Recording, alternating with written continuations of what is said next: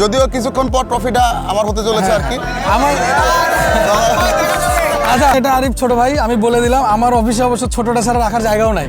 তো যদি ছোটটা আমি পাই, যদি ছোটটা পাই আমার কোনো দুঃখ নাই। হিসাব শিখাই দিচ্ছে যে কৌণিক বেগ কত করে মারলে কি করে গোল হবে আর কি, ফিজিক্সের লোক বলে কথা আর কি। এই খেলা নিয়ে যেন আমার আর আরিফের মধ্যে আবার মারামারি না লাগে, ঠিক আছে?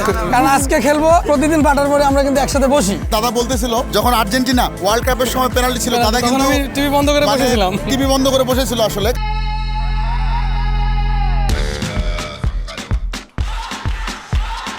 আমি কিছু কথাবার্তা বলবো, এই যে সবাই দিক শুনি। প্রথম কথা হচ্ছে ভাই, এটা একটা ফ্রেন্ডশিপ ম্যাচ।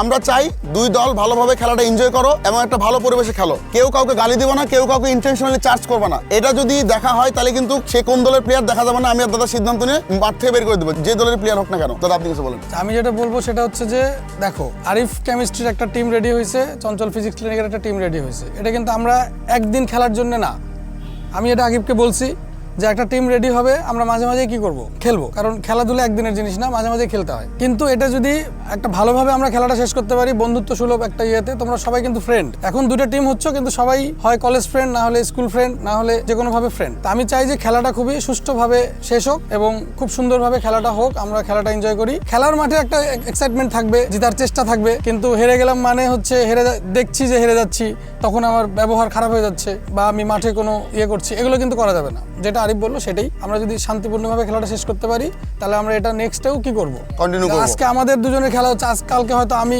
আরেকটা টিমের সাথে খেলা দেবো, আরিফ হয়তো আরেকটা প্রাইভেট সেন্টারের সাথে আরেকটা টিমের সাথে খেলা দেবে, বা আমরা ফার্স্ট ইয়ারের সাথে সেকেন্ড ইয়ারে খেলা দেবো। যে কোনোভাবে আমরা কি নিয়মিতভাবে এটা কন্টিনিউ করবো খেলাটা, কারণ খেলাধুলা আসলে পড়াশোনার সাথে সাথে খেলাধুলার কিন্তু একটা দরকার আছে।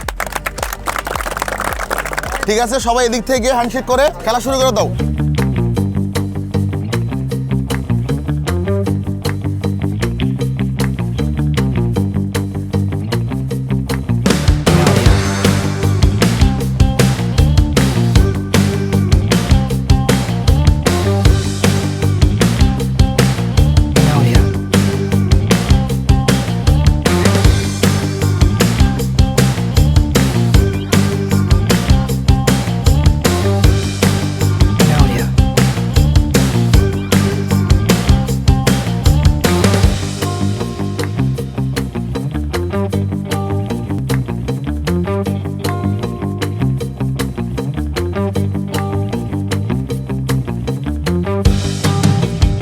ওকে, এই মুহূর্তে চলছে টান টান উত্তেজনা, গোল 1-1 ড্র।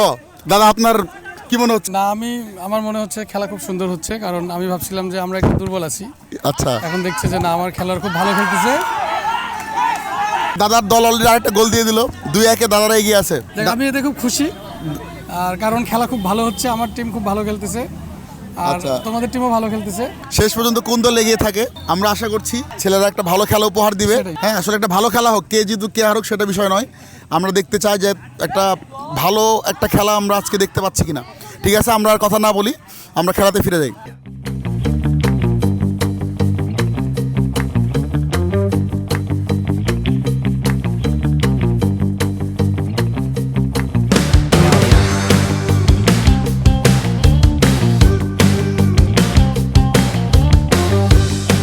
এই মুহূর্তে খেলা হাফ টাইম শেষ, খেলার মধ্যে আগিয়ে আছে চঞ্চল দাদারা, 2 গোল দিয়েছে দাদারা, আমরা 1 গোল। তো খেলা আসলে খুবই এনজয়েবল হচ্ছে, খেলা দেখে মানে মনে হচ্ছে যে না দাদারা খুব ভালো খেলছে, আমাদের ছেলেরাও খুব ভালো খেলেছে, বাট আশা করছি হয়তোবা সেকেন্ড হাফে আমরা ভালো খেলবো। আচ্ছা, ওইদিকে আমি দেখতে পাচ্ছি সিরিয়াসলি আনান, মানে খেলার সেকেন্ড হাফে যেন কোনোভাবেই ছেলেরা যেন হার না ছেড়ে দেয়, এই জন্য কিন্তু এদিকে খেলা পরামর্শ চলছে।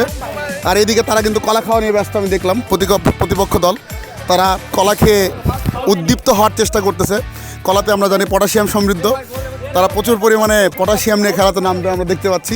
এদিকে আমি কিন্তু ছেলেবেলাদেরকে ইলেকট্রোলাইট খাওয়াইছি, ওখানেও যথেষ্ট পরিমাণে সোডিয়াম পটাশিয়াম ছিল, যথেষ্ট এনার্জি নিয়ে খেলোয়াড়রা সেকেন্ড হাফের জন্য রেডি।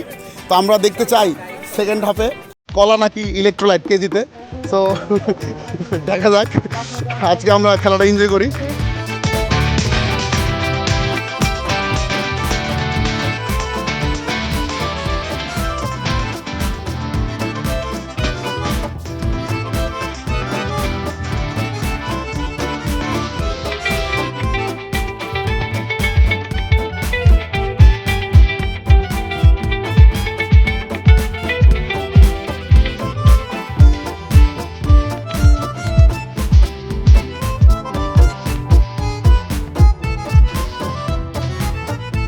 আমরা এই মুহূর্তে একদম খেলার শেষে চলে আসছি, খেলা 2-2 ড্র। চঞ্চল ফিজিক্সের প্লেয়াররা অসাধারণ খেলেছে, আর আমার প্লেয়াররা কেমন খেলেছে আমি জানি না। দাদা কেমন খেলেছে? না, অসাধারণ খেলছে, অসাধারণ। আচ্ছা খুব সুন্দর একটা খেলা হয়েছে, কিন্তু এখন আসলে টেনশনের সময়। আচ্ছা, টেনশনের বেশি সময় কথা বলতে খেলা পারছি না। এখন পেনাল্টি। দাদা বলতেছিল যখন আর্জেন্টিনা ওয়ার্ল্ড কাপের সময় পেনাল্টি ছিল, দাদা তখন কিন্তু আমি টিভি বন্ধ করে বসেছিলাম। টিভি বন্ধ করে বসেছিল আসলে, কারণ সে ওই সময়টা আসলে কি হয় না হয় একটা অন্যরকম একটা ফিলিংস ছিল। কিন্তু এবার তো আর আসলে টিভি বন্ধ করার সুযোগ নাই, দাদা সর্বোচ্চ চোখ বন্ধ করে থাকতে পারে। আমরা দেখি আসলে আমরা দেখি কোন দল পেনাল্টিতে লাস্ট পর্যন্ত ট্রফিটা নিয়ে যায়। 3টা করে শট হবে পেনাল্টি শট। তো এই ক্ষেত্রে পেনাল্টি শটে কিছু নিয়ম আছে, প্লেয়াররা তাদের নিয়মগুলো একটু ধরায় নিচ্ছে। No, I don't take shit. I got no love for the fakeness. If you wanna play tough and wanna hate this, I'll always show up and make a statement. I don't ever slow up. No, I don't take shit. I got no love for the fakeness. If you wanna play tough and wanna hate this, I'll always show up. আচ্ছা, আজকের এই খেলা আমরা ফুল 25-50 minute খেলাতে দুই দল 2-2 draw ছিল। Last পর্যন্ত আমাদেরকে খেলাতে পেনাল্টি শুটআউটের মাধ্যমে সিদ্ধান্ত নিতে হলো। তো এই জায়গাতে চঞ্চল ফিজিক্স 1-0 গোলে পেনাল্টি শুটআউটে 3টা করে শট নিছে উভয় দল। এই ক্ষেত্রে চঞ্চল ফিজিক্স 1-0 গোলে পেনাল্টি শুটআউটে আজকে খেলার বিজয়ী। আচ্ছা, আমি প্রথমে রানার আপ দলের ক্যাপ্টেন জিশান দল করে দেন। আমি চ্যাম্পিয়ন দলের ক্যাপ্টেন আকিবকে ডাকবো তার ট্রফি নেওয়ার জন্য। আকিব, আচ্ছা আকিব চলে আসো।